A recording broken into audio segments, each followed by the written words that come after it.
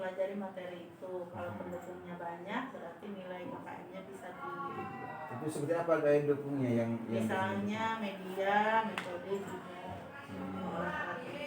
atau juga dalam materi itu apa yang bisa didukung dalam pengembangan materi itu. Misalnya teks proses, misalnya tabel. Kalau tabel daya dukungnya banyak, bisa dari tabel makanan, bisa dari bungkus-bungkus makanan.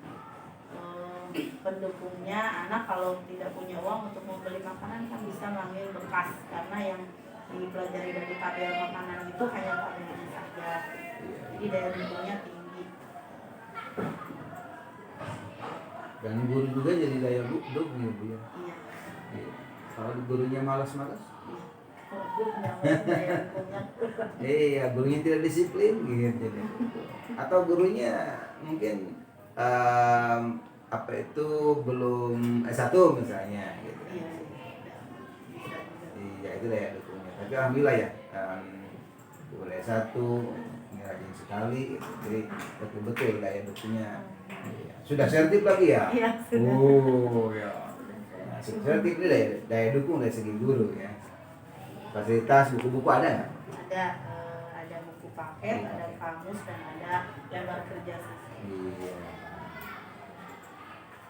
Ini KKM tiap indikator ada KKM-nya Bu ya. Iya. Jadi gimana mencari KKM KD Bu? Kalau mencari KKM KD, ambilnya dari itu juga, dari indikator setiap kompetensi ya. Jadi indikator dirata-ratakan ya. Iya, berapa indikator dirata-ratakan tergantung kompleksitas yang tadi ya. Tidaknya indikator. Iya. Kompleksitas, daya dukung, intake gitu ya. Kemudian bagi 3. Jadi untuk menentukan indikator KD itu diambil dari rata-rata indikator. Untuk menentukan KKM KD itu diambil dari rata-rata indikator ya Bu ya. Nah, untuk menentukan KKM MAPEL dari kompetensi dasar. Dari kompetensi. Untuk bahasa Inggris berapa KKM-nya Bu? Kelas 9 75. 75 ya. 75. Jadi yang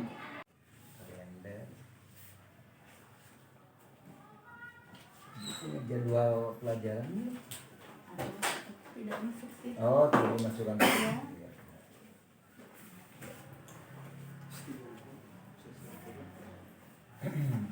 Agenda harian juga ada mungkin di agenda harian di buku kerja 3 ada. Oke, ada. Ya tadi KKM ada ya.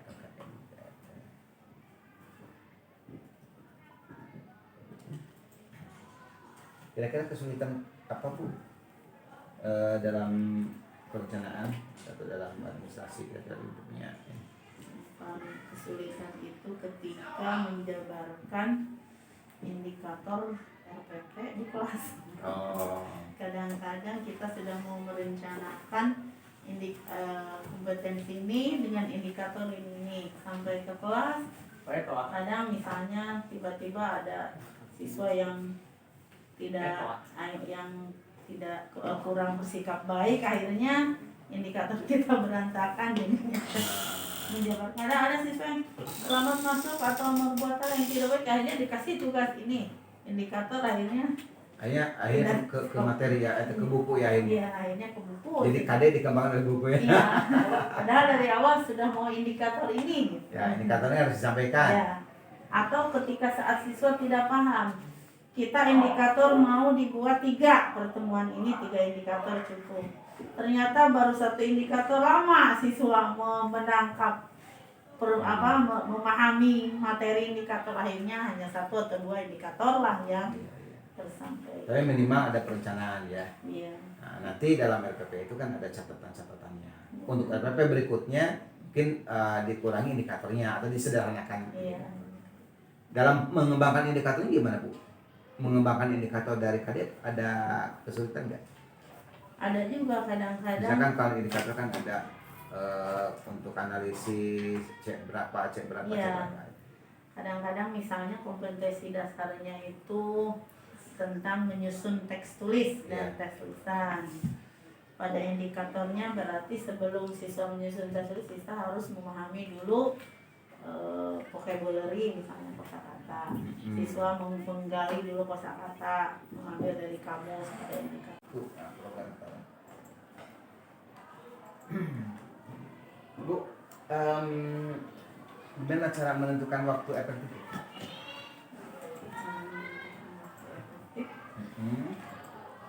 Diambil dari setiap bulan, menghitung dulu waktu minggu efektifnya. Jumlah minggu kalender ya. Kalender ya dikurangi minggu yang libur ya.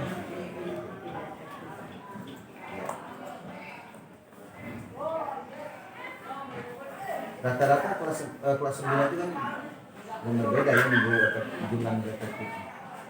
Kelas semester ini semester 1 itu berapa minggu efektif untuk kelas 9? 18.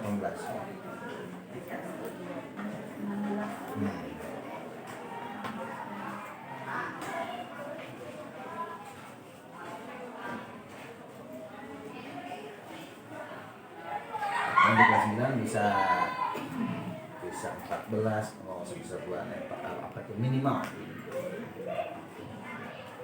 Nah, dari waktu atau penentuan alokasi waktu efektif ini akan berpengaruh pada program semester dan program tahunan.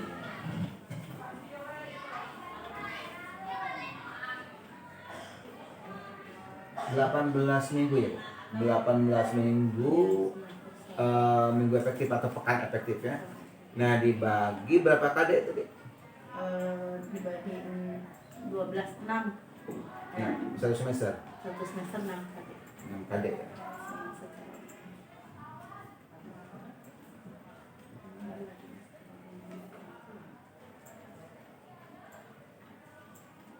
Oke, 6 KD, 18 pekan bagi 6 KD ya dia.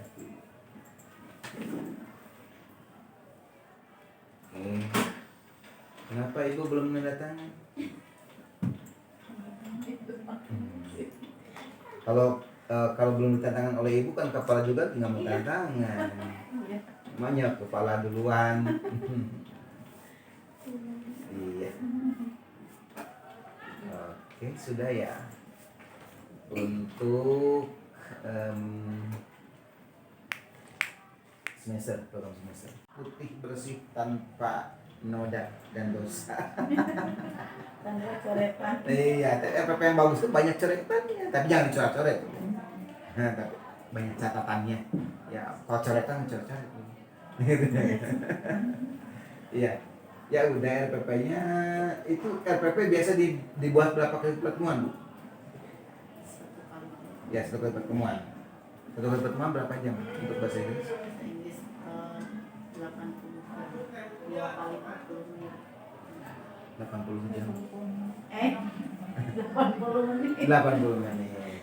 Bingung, 80 jam. 2 kali 40 menit. 2 kali 40 menit. Oke. Ya, ini FPP-nya sudah lengkap juga. Apa aja punya dalam FPP?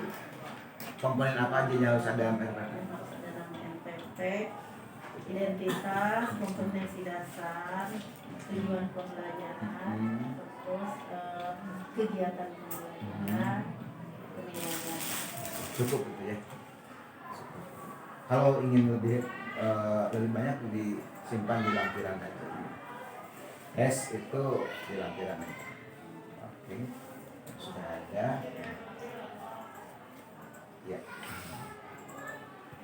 Untuk RPP sudah, ya. Untuk silabus juga sudah. Kemudian kalender, Bu ya. Kalender pendidikan. Ini kalender pendidikan yang sudah disesuaikan ya. Artinya kan ada kalender pendidikan yang umum yang dari Kanwil.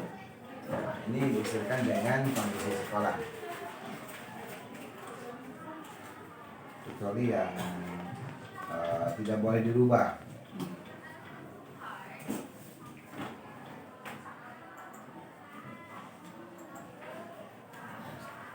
Pakai ini di stempel ya. Oh.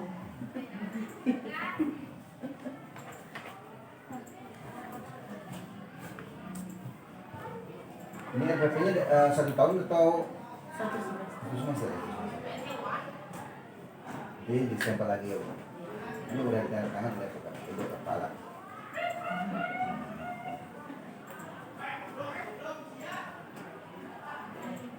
Kalau ini kenapa belum ditandatangan Bu? Terlewat ya, biasa nggak apa-apa. Ya, nanti tandatangannya saya lipat dulu ya. Nanti. Iya.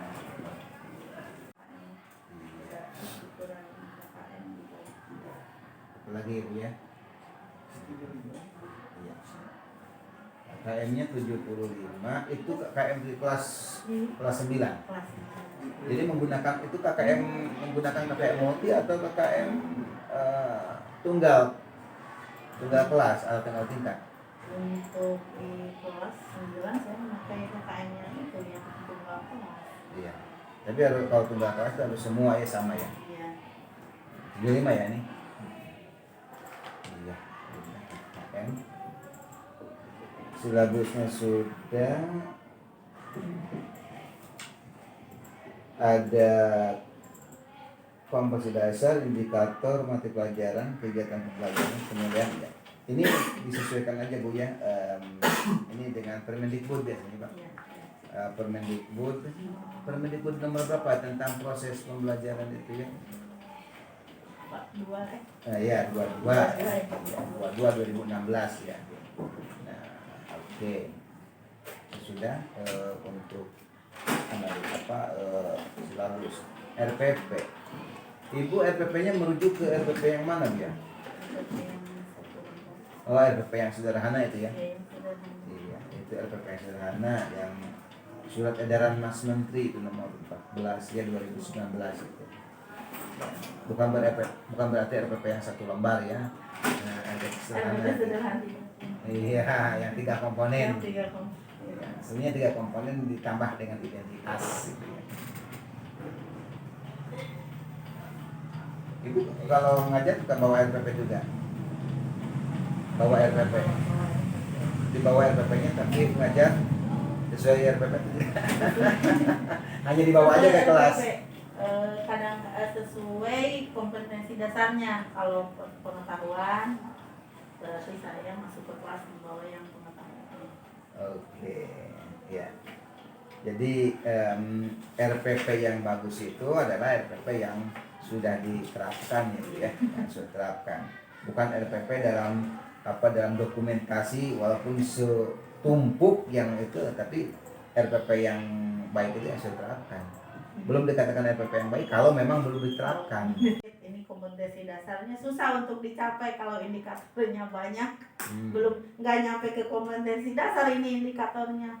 Tapi waktu kadang tidak cukup. Iya, jadi boleh Bu ya, itu disederhanakan aja, disesuaikan dengan kondisi ya, kondisi siswa. Jadi kalau memang indikatornya terlalu berat, terlalu tinggi, turunkan aja. Minimal indikator atau KD itu adalah sebenarnya minimal itu KD itu ya, standar minimum. Siswa harus bisa ini, siswa itu standar minimum. Tapi untuk mencapai ke sana, misalnya siswa dapat mampu menganalisis ya, tidak langsung ujung-ujung menganalisis kan? Ya. Nah, tadi kata Ibu, harus ada pembantunya gitu, ada jembatannya. Ya, gitu. untuk sampai analisis siswa harus menggali dulu kosakata, menggali dulu kebahasaan teksnya, menggali dulu language fitur, ciri-ciri kebahasaan dari teksnya. Baru siswa nanti bisa menyusun teks lain yang serupa. Iya. Untuk sampai ke sana malah Gedang kadang kelamaan akhirnya enggak apa-apa gitu. Yang paling penting kan minimal tujuan tercapai. Nanti mungkin ada perubahan lagi lah, diperbaikan ya, revisi. Boleh silakan kita berimprovisasi, memodifikasi. Oke, jadi untuk nanti berikutnya kira-kira ketika membuat RPP gimana Bu? Apa yang akan Ibu lakukan nanti ketika menyiapkan RPP untuk peserta didik? Ada trik-trik khusus sendiri? Paling triknya itu penyederhanaan indikator. Ya. Penyederhanaan indikator, atau jika kompetensi dasarnya menyusun teks tulis, berarti saya sederhanakan, jangan teks kalimat saja misalnya. Agar siswa, kalau teks mungkin akan berapa kalimat banyak, kemungkinan tidak semua siswa mampu. Kalau per kalimat misalnya satu siswa menyusun kalimat sajalah supaya bisa dapat kalimat 1, 2, atau 3 gitu. Sehingga indikatornya bisa disederhanakan. Mungkin juga waktu yang digunakan juga tidak terlalu lama. Bikin satu paragraf dengan bikin 3 kalimat kan tentu berbeda. Tapi yang penting tujuannya tersampaikan. Ya, bisa dia menggunakan alat bantu juga ya. Bisa menggunakan alat peraga gitu. Misalnya alat peraga gambar ya, mereka membuat kalimat dari gambar atau membuat. Biasanya di kelas 9 itu materi apa aja Bu? Kelas 9 pertama ucapan selamat, yang kedua persetujuan dan tujuan, yang ketiga tabel, yang keempat teks prosedur. Ya karena kelas 9 itu kan tidak namanya itu alokasi waktunya Iya. Tidak seperti kelas 7 kelas 8 ya Bu. Ya. Kegiatan rupanya sudah. Ini juga teknik penilaian. Biasanya Ibu memberi ini penilaian dengan cara apa tekniknya Bu? Kalau untuk pengetahuan kadang-kadang pilihan ganda, kadang-kadang menjawab pertanyaan esai. Kalau keterampilan banyak, kadang unjuk kerja, kadang juga skill, speaking atau dialog, presentasi dialog. Untuk keterampilan. Oke, sudah ini ya analisis keterkaitan SKL KIKD.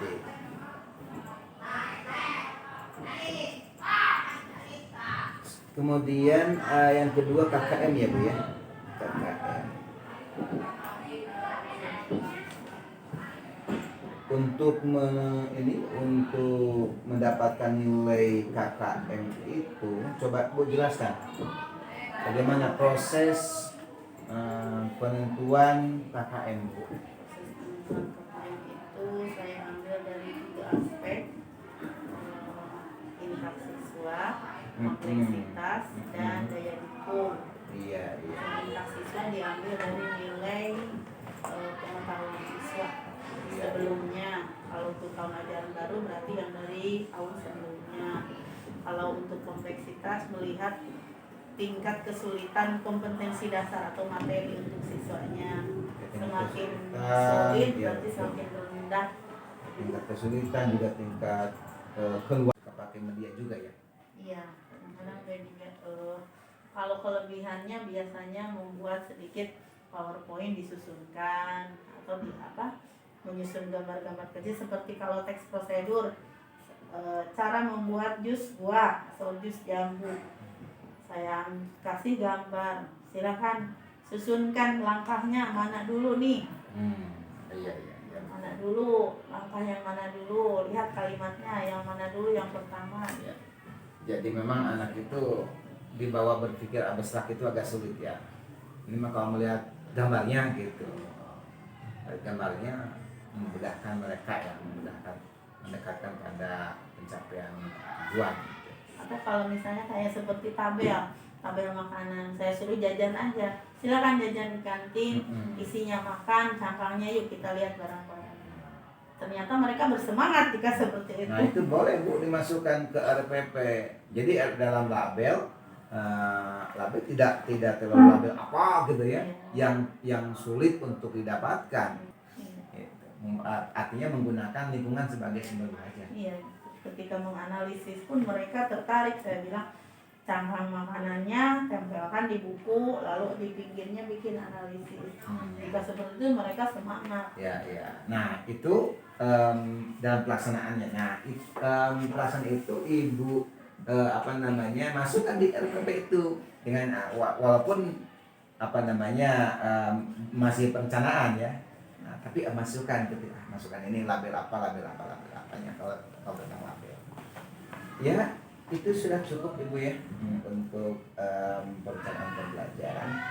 Akhirnya ini udah lengkap saya kira ya. Hanya mungkin tadi ya masalah pengembangan indikator ya. Nah, itu yang harus dipelajari lagi, dalami lagi pengembangan indikator. Oke, kemudian KKM ya, KKM tadi Ibu sudah menyampaikan cara menghitung KKM sudah bisa, juga menentukan predikatnya Bu ya. Yang menentukan predikatnya gitu. Udah bisa Bu ya? Predikat A itu berapa sampai berapa, B itu sampai berapa. Tapi tidak hafal, jadinya harus dihitung. Iya harus dihitung. Apa? Iya. Itu saja Bu, terima kasih. Ya selamat melanjutkan aktivitas lagi ya. Iya, maaf ini waktunya terganggu ya. Ya. Ini saya sudah tangani dan ada catatan-catatan saya di sini. Nanti ketemu lagi dalam tindak lanjut ya.